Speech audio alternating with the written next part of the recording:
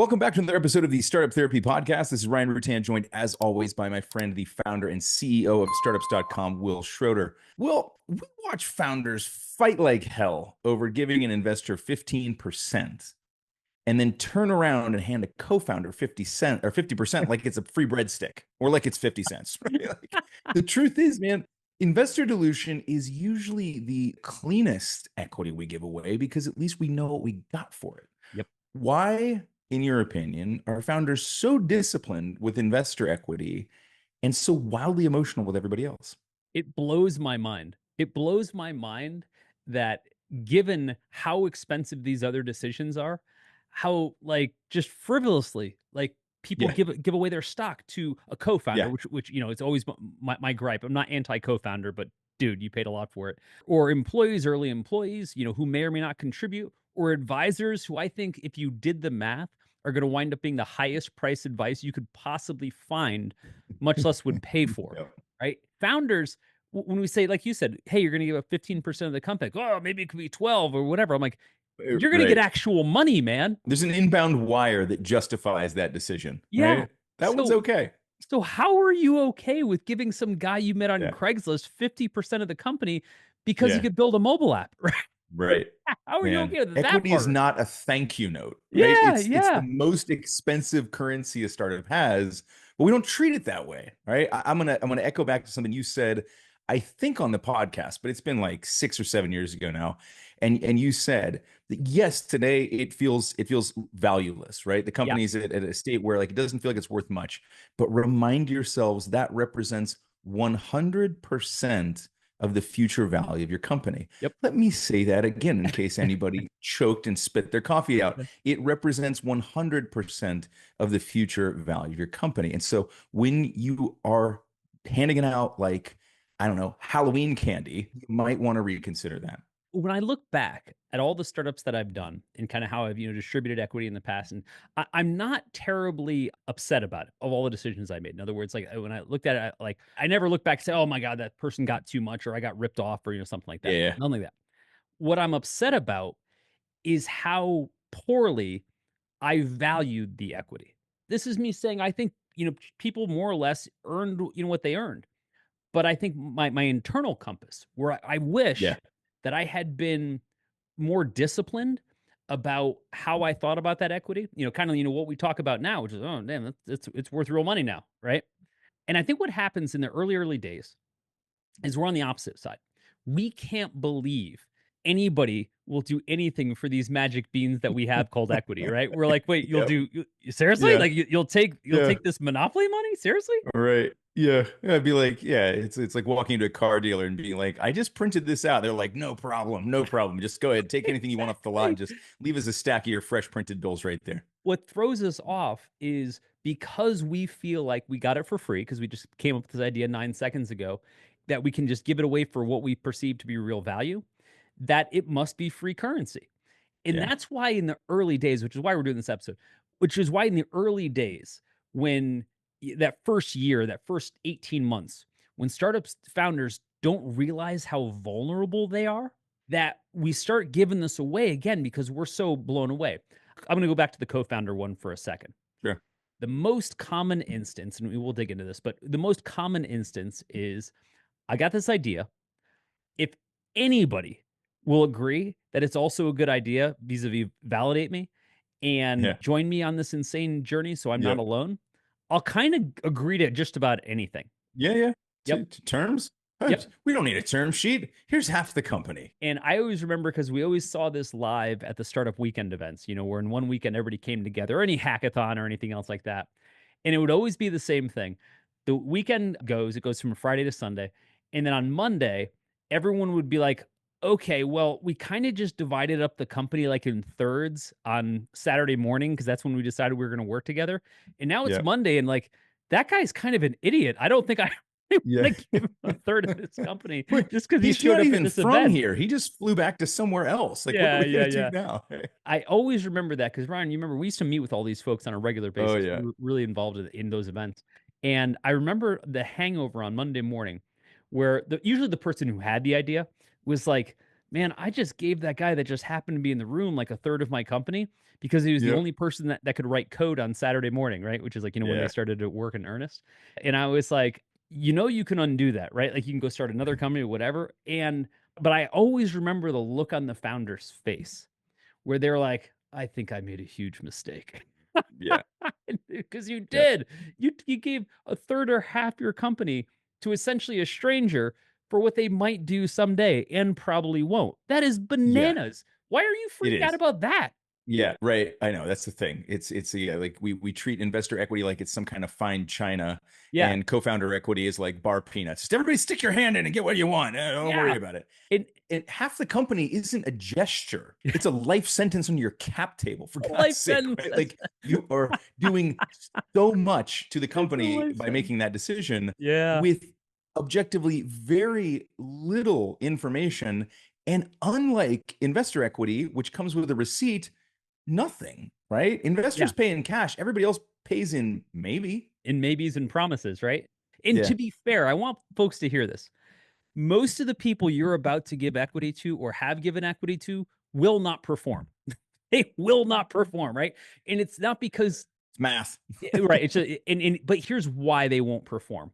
Number one, because startups are transient and hard, right? Like Yeah. most people, once the fog and pixie dust off, I want to go join a startup wears off, and like, oh, it Yeah. doesn't pay anything, and I have to, Which takes consume about two all of. weeks, by the way. Yeah, yeah, yeah. It's once people sober up, basically, they realize it's a terrible idea, which is fair. Okay. Another reason is the startup changes so fast that So what fast. you thought you were going to do or what Yep. they thought they were going to do or whatever the conditions were when you made this Yep. pact just don't apply in 3, 6, 12 months, right? So Right. nobody's fault, but the playing field changed completely. The game changed completely. The other thing that you run into is that for a lot of people, what they think their value will be and what it actually is dramatically different. It would Yeah. be Yeah. like me saying that I want to play for the Columbus Blue Jackets in the NHL, right? Like I'm a pretty good hockey player, right? I can skate pretty Yeah. well. I can, you played hockey with me. I'm okay, Yeah. right? Yeah. You left some So bruises on me. yeah. But if I took that same impression of myself and took it to that next level, I wouldn't make it off the bench before getting leveled, right? Like, and that would be the shortest hockey career ever. And I use Yeah. this to say, You're my, not getting into the stadium without a ticket. Let's put it that yeah, way. yeah, exactly. So my self assessment of what I think my performance is going to Yeah. be Yeah. doesn't mean jack shit. And that's what I'm getting paid on because I'm going to tell you, I'm going to go out there and nail goals. I'm probably going to have a hat Yeah. Yeah. trick, every single time. Yep. And I Yep. can say whatever I want to say, but I also have to show up and do those things. And most people just in life can't do those things. Like they can't, execute on to the best of their ability, which is why there's a Yep. delta in performance. Yeah, I mean, how often do we see this? Will founder gives 50% to, let's say, a technical co-founder, because I think that's one of the biggest ways we see Yep. people part with equity, because they need someone to build it, right? Yep. And they can't do it themselves. They don't have the money to do it. 6 months later, the product's barely shipped or not shipped at all. The relationship is really strained. The founder is now negotiating with someone who owns half the company Yeah. and maybe isn't even full-time emotional. They're not even there emotionally anymore. Maybe they Mhm. are there, maybe they're not, but it puts you in such a weird position as a founder, right? Yeah. The wrong co-founder doesn't just cost you equity. I think that's something really important here. Yes, it costs you the equity, but it also costs you optionality. It Big costs time. you speed, it costs you sanity, and it can absolutely wreck things. Yep. And so I think we have to be careful here that it doesn't stop with the equity, right? The term sheet isn't the end of your suffering, Right. unfortunately. Well, and I think, with the co-founder, to your point, you can get other investors. Getting another Yeah. co-founder, not unheard of. It does happen. Yeah. Co-founder cycle off, but it's pretty painful and it's pretty expensive. Yeah. But most importantly, there is a guarantee of nothing. And this is just with humans, right? At least with Yeah. the Yeah. investor, there's a guarantee of cash. Say what you Right. will about the That's it. equity that you're going to give up, you are going to get market value cash. Yeah. With all of these other resources, the co-founders, the employees, the advisors, humans in general, you're gambling every single time. It'd be That's the equivalent exactly of it. this. If the investor came in and said, "Hey, here's the deal. I'm going to give you $1 million for 20% of the company." Okay. And you're like, okay, Yeah. sure. But I may not give it to you, but you Yeah. are going to give me 20% of the company. And over the Yeah. next 2 to 5 years, every day you'll come to me and say, "Hey, will you give me the money?" And every day I'll think about it. I want to, right? I'll say that I Yeah. want to. Yeah. but I probably won't. But you're going to give me the $1 million anyway. How many people would be like, that's a great idea. Where do I sign up for that? And That yet they sounds do it every perfect. single Yeah. day with people. Right. Every single Yeah. day. And yet they'll haggle with an investor over a couple of points who Yeah. will actually wire the money, Yeah. right? And then they'll turn around and give half the company. So based on your math, that would be $2.5 million worth of equity Yeah. to someone who might do something, Who might do right? something, right? And probably won't. But let me stick with that though. Let's say it's the equivalent of $2.5 million worth of equity. Now, of Yep. course, I want to lay the foundation, everything we're about to talk about, in the fact that right now you don't actually have that money. Sure. However, if you did, if you had $2.5 million, would you give it to that person in addition Yeah. to what you're going to pay them for whatever intangible value that you think that they're going to provide? The answer is almost always no, right? If I had Always no. $2.5 Yep. million, I would never give you that money. Well, guess what? Yep. That's called an employee. Like Uh-huh. that's what Yep. employers are for, where you just pay them to do their jobs and they do their jobs, right? Yep. Giving some like disproportionate, massive amount of money to somebody for what they might do, especially in the early years, we have no freaking idea, Yeah. is a dangerous gambit. It is. But nobody sees it that way. All That's right. what I'm saying. What they're looking at the beginning is like, well, it's worth nothing, and I'm asking so much of them. All right. And so what do we have to do? What would be fair? Right. Oh my God. This is the word that enters the conversation that absolutely blows everything up. Co-founder grants should be priced like an investment, like you just Yep. said, right? Not a wedding vow, right? Yep. Yep. Till death do we part, and if we do, you get 50%. Yeah. Because And how they're many times have we rarely seen this, man? memorialized. Yeah, Yeah. right. Fairness at the start, right? It feels like the right thing to do. Right. But how often have we watched fairness at the start absolutely rot into resentment at scale once they start moving, right? It happens so often Yep. because, as you said, right, the businesses move fast and not everybody moves at the same pace. Not everyone is going to keep up. Not everybody's going to stay there, right? Just because you're in early doesn't mean you were in equal. Right. And I Yeah. think that's where this goes wrong. We got equal shares for what end up being really, really imbalanced inputs and outcomes.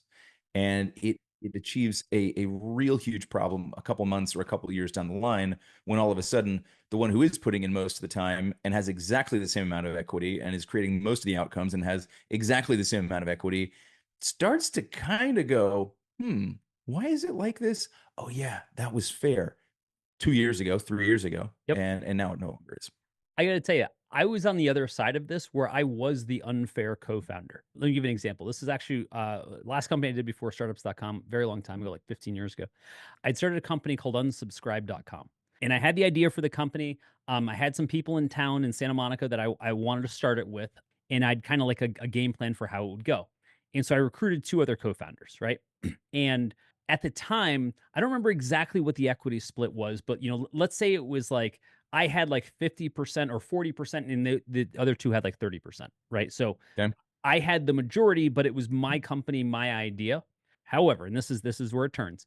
I had no intention of running it, which is why I recruited the other two, right? One was Uh-huh. a CEO candidate, the other was a CTO candidate. That company ended up raising money like overnight, right? Like from like super brand name investors like Charles River Ventures, et cetera. Uh-huh. The other two co-founders came to me and they were like, "Hey, Will, like we totally recognize that like you brought us together. It was your idea and blah, blah, blah. Uh-huh. But we're going to be all in on What is it this." that you do here Yeah, exactly. That is exactly? exactly. What do you do here exactly? Uh, And I remember having this very long, very uncomfortable conversation oh yeah. with these other two co-founders, right? It wasn't that they were wrong, okay? It wasn't that they were wrong. It's that I didn't like it. Okay? I want to point out like we assume that there's a rationality that goes forward and there is not, right? Like I was like, fuck you guys. This was my idea. I literally brought you guys are the reason like that you're here. Or I'm the reason that you guys are here. How and we just raised money. Like, how am I the How one getting dare screwed? you? Right? Yeah. Yeah, yeah, exactly. Yeah. Now, in retrospect, they weren't wrong, but also you have to fight with for what's yours, or people will gladly take it.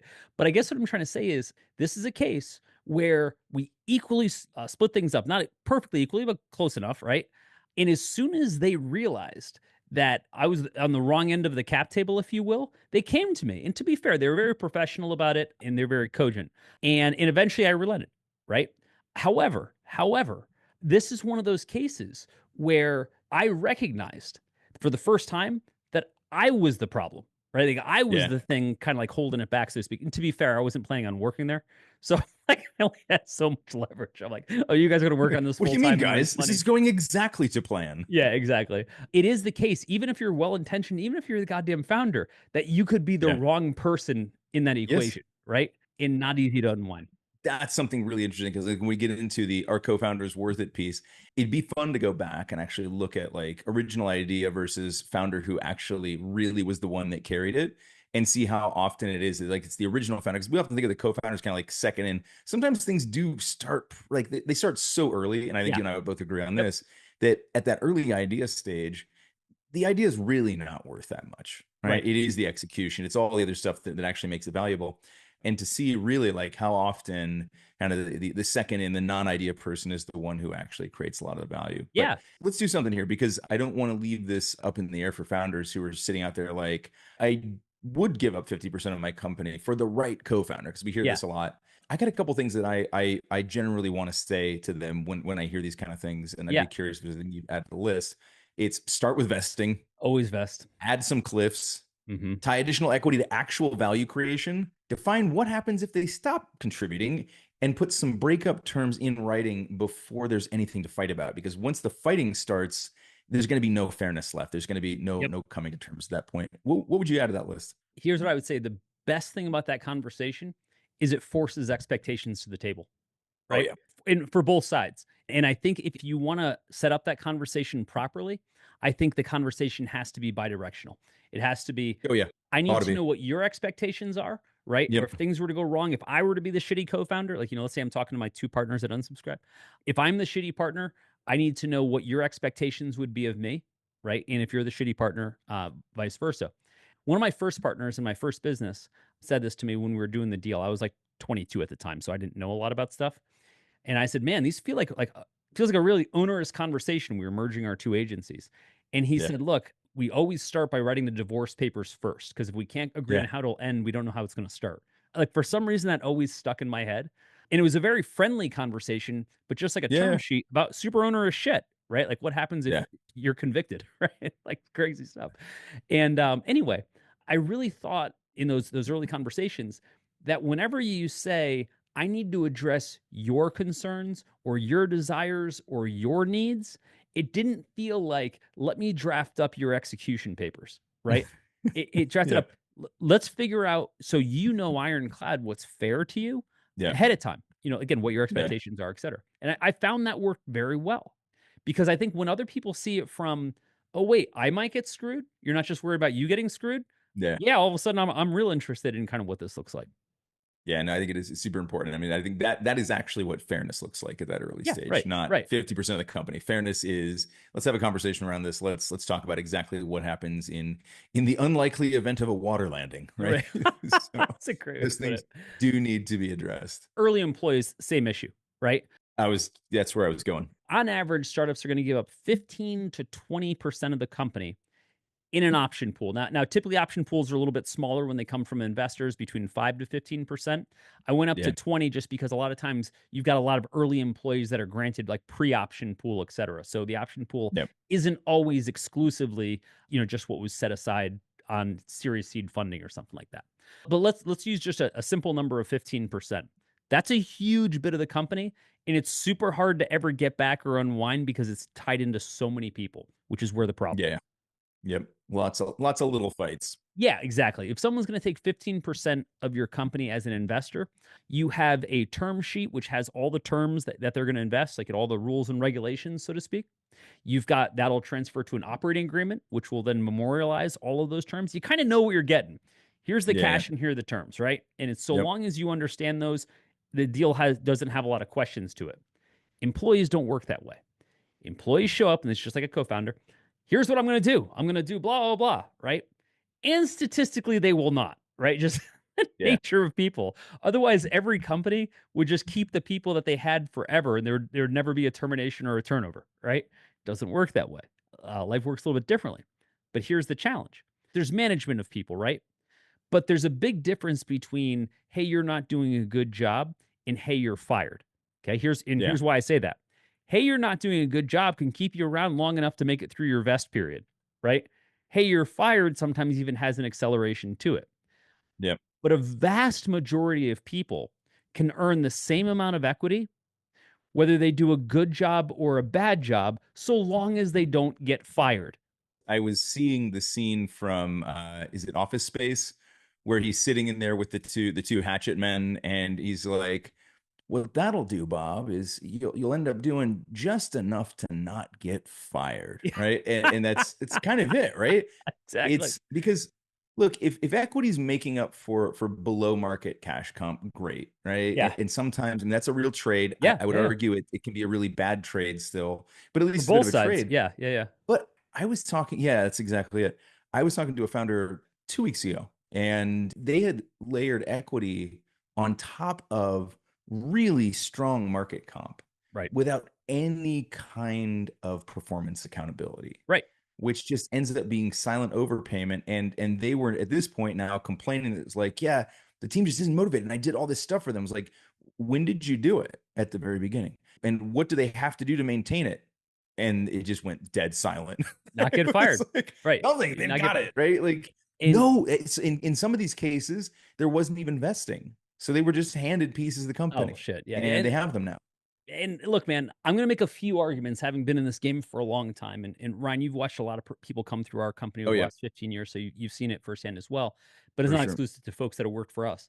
First things first is we give out equity as an incentive for the future, right? And everybody's like, okay, I'll take it. Now, what you said a moment ago, some people are using it to actually like be a part of their cash comp, right? I would argue at which point you can't pay someone. Let's say somebody makes $200,000 a year and you can only pay them 100,000 and they're going to take the other 100,000 in equity. Totally fair Yep, trade. That's money you yep. didn't have that you would have otherwise paid them. Okay. Paid Totally somebody. fair. Yep, Right, yeah. Yeah. In that case, I would argue that they've earned every bit of it because that was what yep. they were going to earn anyway. You just couldn't pay them. Right. Straight up. Exactly. I get that one. There's a different version, which you just said, which is we're kind of going to pay you what you're going to get paid anyway. And you're going to get a whole bunch of stock, And whether you perform or not, which is where I want to take this. What's missing in this deal, and this goes back to the premise, of this episode, which is why don't founders look at the other place they're giving equity as stringently as they do with investors? If I say to you, hey, you get paid $150,000 for whatever job it is, and you're going to get an extra $200,000, let's say, in equity. First question is why? Like what yeah, exactly, how are they going to perform differently than they would have otherwise performed, right? In other words, if they go to another company and they don't have equity, are they just going to not show up for work? Like what yeah. is it about that equity? I have not seen in my years a dramatic difference, a dramatic difference. I've seen a difference, not a dramatic difference the way people think it is between someone who makes a good, market rate salary, like they're well paid, and someone who has equity. Now, a Yeah. few caveats there. Very few companies ever get to a point where equity is valuable, right? I mean, like it's statistically It's a bit tiny. of a lottery ticket. Yeah, Yep. which is why I said a moment ago that at what point you're paying people a full salary and then paying people on top is very different than if you're actually subsidizing their comp, with your equity. At that point, Yeah, it's not man. a If the lottery ticket employee's anymore. getting paid market rate and gets equity too, that equity needs to go get a job. Yeah. Like, come on. Something that's really funny about everything we talk about here is that none of it is new. Everything you're dealing with right now has been done 1,000 times before you, which means the answer already exists, you may just not know it, but that's okay. That's kind of what we're here to do. We talk about this stuff on the show, but we actually solve these problems all day long at groups.startups.com. So if any of this sounds familiar, stop guessing about what to do. Let us just give you the answers to the test and be done with it. So here's what I'm saying from the employee standpoint. I think for a lot of employees, they look at it as, oh, I'm working for a startup company. I deserve a piece of the thing. Every single person that's ever worked for us has been given an equity grant, right? It's vested over time, but they've been given an equity grant because I do believe when and if that payday comes, I want everybody to get a piece of it, and that's great. Yes. However, there's also a side of it which is, wait a minute, if we were to sell today, the people that work really hard and the people that just didn't get fired get paid equally. Everybody gets a Super Bowl ring, right? There's a great I told you about this guy.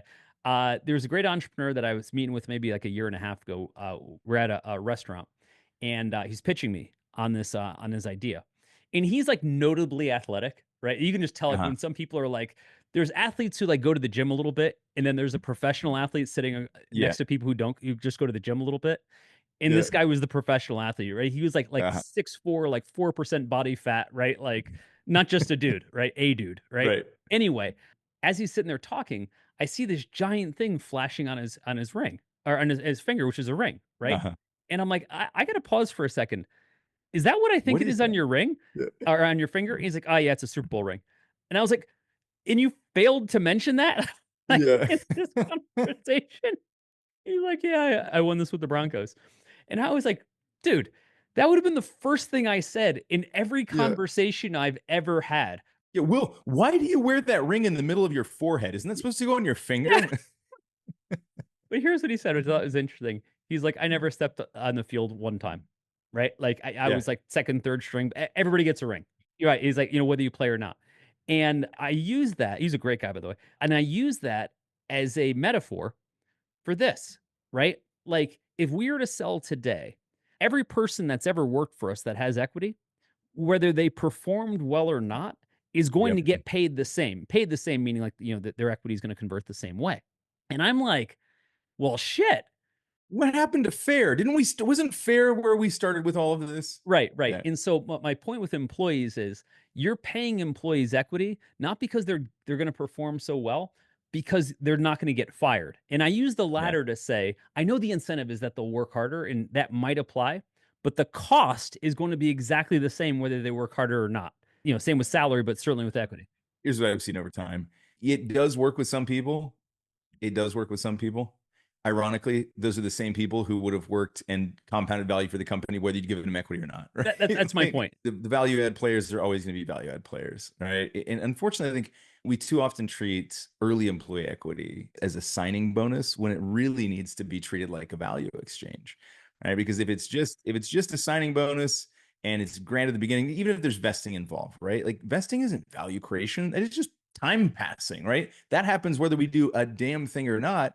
Showing up is not the same as compounding the company, right? Right. In my opinion, equity should reward three things and three things only: risk, sacrifice, and impact. Ideally, all three. Yeah. But it has to have some semblance of at least one of those things for it to really be a fair exchange.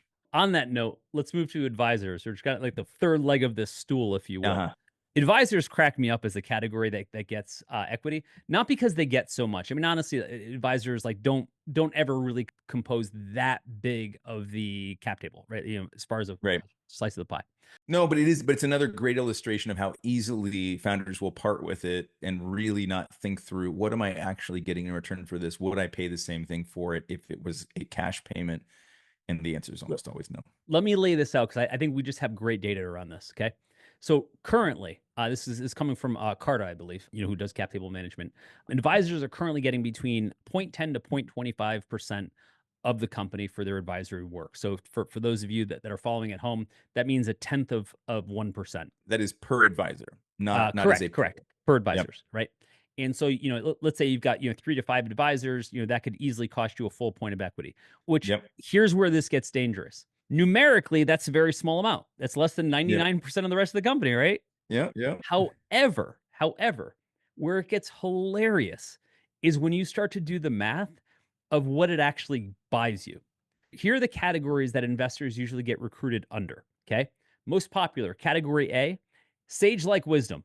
They have some sort of sage-like wisdom on either an industry or a particular skill set, marketing, things like that. It tends to be the biggest one, right? Like I need somebody. It used to be back in the day, like the oldie-timey boards that you put together, advisory boards, were like a doctor, an accountant, or a priest. Right? I'm kidding, but like it was always like the same, cover the bases. Like gaggle of GI Joe characters that you would go out and recruit, right? Because you needed those skills. People often found attorneys because they needed legal in the early days, things like that. Anyway, regardless of who it is, the problem is the same. You're trying to tap that wealth of knowledge, and you don't know what it's worth. Second thing that I see is I want to tap a network. Introductions to customers, introductions to investors. And by the way, those can be valuable. There is an opportunity for value, but it doesn't mean Yeah. there's value. Now, so what's interesting about advisors, unlike employees, and why we get to them last, is because they're probably the most unaccountable part of the entire cap table distribution. I know so few advisors that have actually done the things that startups thought they would do, myself included. Yeah. I've been asked a billion times, I know you have, to be advisors for startups. I always tell them the same thing. I said, look, I can be valuable, but I won't be valuable. I'm like, well, what does that Yeah. mean? Right? I was like, in your mind, how you think I'm going to help you isn't how I Yeah. plan on helping you. Right? You're like, oh, we'll open up his Rolodex and introduce you to all his investors. No, I won't. No. Nope. That doesn't sound like a lot of fun for me. Or Will's going to get involved in our team. He's going to help us daily, to make some decisions. Nope. I Nope. got shit to That's do, called man. employee. Yeah, yeah, yeah, Yep. yeah. It's not that I don't want to be helpful. We literally advise startups for a living, right? Which is why I don't Yes. want to do more of it. But it's I think the expectations of what advisors can or will do pale in comparison to what they actually do. Yeah, man. Like we see people make mistakes with us all the time. Mhm. Right? And I think it starts with founders confusing reputation with contribution. Right. A famous advisor who does nothing is just really expensive wallpaper, right? Or the most expensive LinkedIn endorsement you'll ever get. Advice is only valuable if it does a couple of things. One, changes decisions, Yep. opens doors, or reduces mistakes. And I think that where we end up in this trap is that as founders, early stage, we find people who do those things. We talk to somebody once and they give us some valuable advice, Yep. and it changes one of our decisions for the better. And then we go, Amazing. great, we should make them an advisor, right? Most of the time, that's the one piece of valuable advice they had. And now we've just permanently attached them to our cap table and paid them what could end up being tens or hundreds of thousands of dollars or millions of dollars, depending on how big the company is. You have a big exit, that 1% all of a sudden becomes worth a lot of money, right? This isn't take a penny, need a penny, take one, have a penny, leave one kind of thing, right? I think advisor equity is one of those places where tiny percentages hide giant waste, right? We see this in lots of places in a startup. Yep. But this is one of those where it's so glaring to me. It's interesting because from the advisor standpoint, I think they're well-meaning. I definitely don't want to point advisors, right, as some like shysters or something like that. That's not it. It's not the advisor's fault. It's the founder's fault. The founder loses this in a few ways. And again, you learn as you go. The first place you lose is you don't clearly define what you expect the return to be, right? Yeah. Ryan, I'm going to give you 0.25% of the company. Here's bullet points of exactly what you need to deliver in order to earn that. If you don't nail all of these, you won't get your equity. I guarantee the number of advisors that agree to that is geometrically lower. Think about why for a second. Here's an example.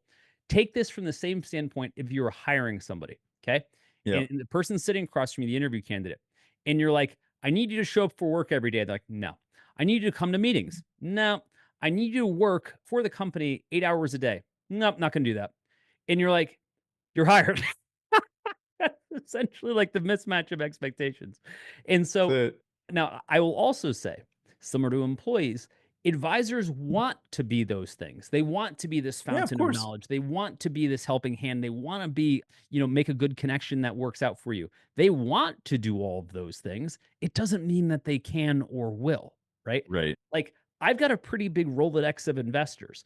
I theoretically could introduce you to them, but now when it comes time to actually do it, here's how the math changes very quickly, right? I look at all of my contacts. On the one end, I've got Roelof Botha, who's the managing partner of Sequoia, right? I've known Roelof for 20 something years, right? He'll take my call once. Like, he's pretty busy. Actually, I don't think he's a managing partner anymore. Anyway, and on the other end, it's like just some rich dude that I know that, I could introduce you to. I want to make these introductions, but I'm not going to if it's going to burn social capital that I can't get back. Right. If I introduce you to Sequoia and that goes horribly, there's a fairly good chance that I've, soured my relationship with Sequoia and I don't get it back. Yep. No skin off your back. 0.25% of what is still monopoly money. Right. This is all I'm trying to say is that technically I could make all of these introductions. It doesn't mean that I can or will. So your perception of what my value is doesn't necessarily align with what my ongoing value is, which brings me to point 2, ongoing value. Yeah. I have a million things that I can tell you about your business that are going to be like magic tricks to you. I can tell you about Yep. like how to update your pitch deck. I can tell you about what to say in a pitch meeting, etc. But once you don't need those specific markers, those specific moments in the journey, Yeah. I might be useless to you. We have late stage people that come to us, right? And they're like, "Hey, yeah, I've solved all the early stage stuff. I've got some late stage problems where I'm trying to refocus the cap table, or I'm trying to figure out what expansion rounds look like." And I'm like, I can offer some advice. I can't offer Yeah. the best advice, Right. because when you get to that stage, different skill set, different world. I'm certainly fluent in it. Like I understand it, Yep. but there are people that are better at that. Conversely, those people aren't good at the early stage stuff like you and I are, right? So, Correct. like, Yeah. my point is, you hitting us up for early stage value and expecting us to be perennially useful is probably unlikely. And of course, everybody wants to be, right? And I think that's, again, like you said, the advisors would hope that they can be. Yep. But I think in reality, it's time diluting value, right? There's going to be a curve at which they're no longer as valuable to you as they were in the beginning, and yet you've now tied them to yourself permanently, which Do you is remember the problem. who Jim Grody is? I do. Uh, Wow. Yeah. Yeah, right. Hear me out, right? Jim Grody is the founder of Donato's Pizza. For folks that Yeah. don't know, he's also a local legend in Columbus, Ohio, where Yeah. Ryan and I went to school. Damn it. Now I want Donato's pizza. Yeah, I Man. know, You I know how know, I far know, I I am from know. a Donato's pizza. I can get a Papa John's here. Not quite the same thing. Yep. I met Jim 20 some odd years ago, and we were at some event together, and I got talking to him. He's a super nice guy. And I remember thinking someone at the time was asking me for an intro to Jim, usually like within the year, and they wanted to tap into his knowledge. And I Uh-huh. remember something that he and I talked about. And he said something to the effect of like, "Well, I've done a lot of this, but I haven't done a lot of this lately." And it always stuck in my head. I thought it was Yeah. his level of self-awareness was extraordinary. Okay. That's incredible. Yeah. Most people don't Exactly. realize their knowledge has a shelf life. Correct. Right. Yeah. And you know who doesn't realize this? Fucking advisors. Right? Yeah. The Like, advisors. No, that's what I mean. That's what I mean. Yeah. I think that, in fact, I think that's more often spotted by founders than it is the advisors themselves. I think yeah. once you've achieved guru level, once somebody's Yeah. told you that you're a sage, you're forever a sage. Yep. It's tough. I try to be mindful of that because, like, when I'm dispensing advice, and you and I do this for a living, I always Yes. try to like play my own filter and bias to be able to say, is what I'm about to tell this person current? Like, in how can I validate that it's current? Yeah. Right. And so I always try to be mindful of that. And I think that for a lot of people, when they seek out advice, what happens is they get an audience with guru, whoever the guru happens to be in their Yeah. space. Right. And that guru knows a ton about that space for their moment in time. They drop some incredible nuggets, right? And you're like, oh Sure. my God, if I could have access Yeah. to this oracle of knowledge all the time. Imagine what else is in their head, right? Mostly ore, unfortunately. You saw the gold. And it turns out for most people, they're just not like a bottomless fountain of freaking wisdom, right? Right. They know a couple things that you don't know right now. Yeah. And then once you And guess know what? them, They tend to lead with those too. yeah, Right? They exactly. lead with their best shots. Yeah. When I was starting my agency, like 19 years old, I met this guy, right? This guy named Don. He's a great guy, and he was a consultant, and he was a marketing consultant. Okay. And he was the first person that I had met that understood what marketing was. I had no goddamn clue, right? Even though I was Right. starting essentially a marketing agency. But he had gray hair and he presented well, and I just thought he was freaking Yoda, right? Uh-huh. Now, I owe him a huge, huge debt, and he knows it. And he reminds me every single time I see him, because he's the one that introduced me to the agency that ended up we ended up merging with, right? But at the time, and he and I have been friends for a very long time. At the time, he would say to me, he'd be like, this is the way things work, and this is how you charge, and everything else like that. And I remember Ryan working for him for pennies on the dollar. I think my effective billable rate for how much he pimped me out was like 9 cents an hour. Okay. Because I thought he was this fountain of knowledge. And I was willing to, give up and to learn and everything else like that. And in retrospect, probably a good idea, but I wouldn't recommend it. Many years later, 20 years later, Don and I get together for lunch. And I'm like, Don, did you know at the time that I was working for like 9 cents an hour? He's like, oh, hell yeah, I did. Yeah. He's like, I was so upset when you ended up doing that deal and all of a sudden your rate went up. I was like, so you're just going to keep taking advantage of me? He's like, yep. He was saying it like, in jest, but I always thought about that moment where I'm like, damn, dude, the only reason I was willing to do that is because he knew something that I didn't know at a time, I wasn't capable of getting more of that knowledge. And I was Right. willing to pay a massive premium in retrospect to get it. And I was like, these founders are easily misled. And look, it is tough because you are making a bit of a bet there, right? And sometimes the bet does pay off, Right. right? So in that case, that investment that you made in Don, it was an investment that he made back into you. It The did. intro, it all Yeah. worked out quite well. But it's not like that went to plan. It wasn't like there was a Right. plan there. You're just looking at him Right. going, you seem to know a lot more than I do. So I am going to pin myself to you and we're going to see what happens. It's a long shot bet. And I would say for every time it works out, as you've just described, there are 20, 30, 40, 50, 60 that don't. Think of the cost. Okay. So let's put That's this the out thing. there. So if you're giving up a quarter point, let's say to an advisor, which is a little bit on the higher Yep. end, but let's use that, but you're also doing it at a $10 million valuation, which is usually, a good deal for a pre-seed raise these days. But you're paying that person $25,000. Now, again, you're paying them an equity future value, which will probably turn out to be nothing. So it's not exactly $25,000. Okay. This has nothing to do with whether that $25,000 is the same as the investor money. It's the fact that you're haggling more over the investor money than you are over this 25K. Yep. And so think of how many times you wind up pinging that person in the time that you work with them. In your mind, you're talking to them all the time and they're always up in your world, etc. We have advisors at startups.com. I won't name names because they're all great people, right? But big brand names that you've probably never heard of because we failed to mention it, right? Yeah. Who I think maybe I have given 3 requests to ever, right? In the 15 years that we've been around, like ever. And I think on average, I probably paid for each email or phone call at least $10,000. Yeah. It ends up being a pretty expensive email. It is. And I can't even remember what the requests were. If we look back, we own a platform called Clarity, which of course is an expert exchange. This is ironic that we're talking about this because we actually know exactly what advisors get paid for actual real world startup advice because we write those checks to the advisors every time the startups ask. Ryan, you've done hundreds and hundreds and hundreds of these calls. Yes. How many times have you gotten paid $5,000 for your call? For a call, exactly 0 times. Yeah, exactly 0 times. No, I have had people tell me the call was worth $100,000 or that it saved them 2 years of their life, which I would equate to several $100,000.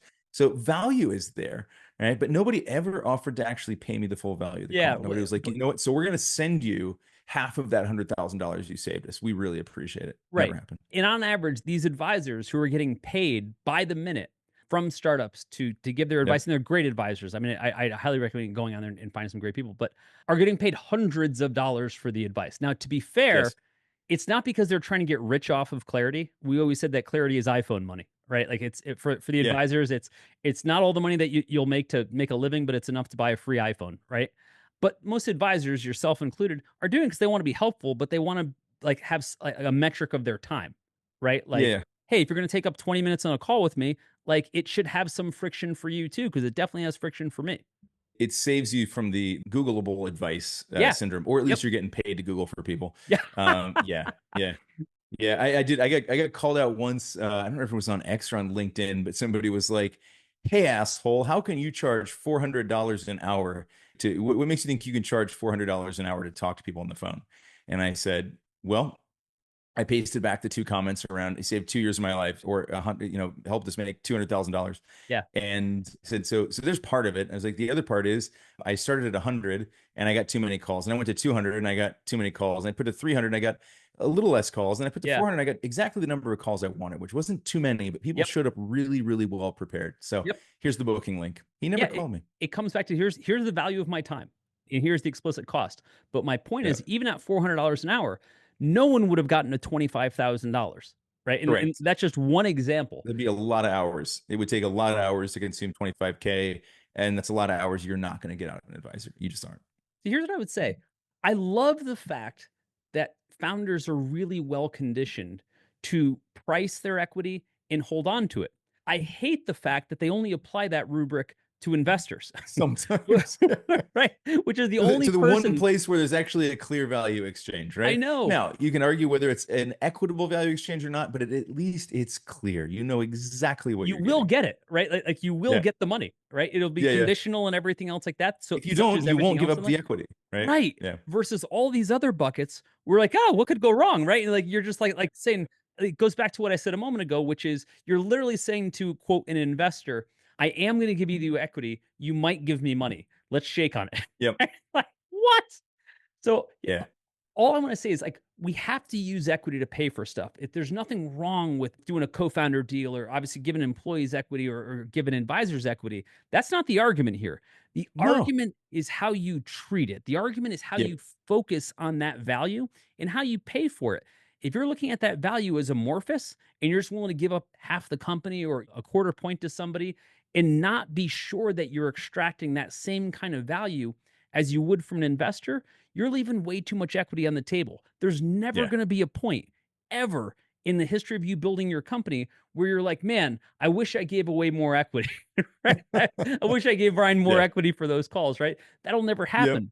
What will happen is you're going to look at every one of those transactions and you'll say to yourself, man, I really wish at that moment I had treated every single share that I ever gave away exactly like a dollar that I was taking back for it and extracted that value because that's the only thing I have left to show for it. And in the end, that's all that matters.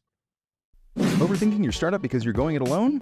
You don't have to, and honestly, you shouldn't, because instead, you can learn directly from peers who've been in your shoes. Connect with bootstrapped founders and the advisors helping them win in the Startups.com community. Check out the Startups.com community at www.startups.com to see if it's for you. Could be just the thing you need. I hope to see you inside.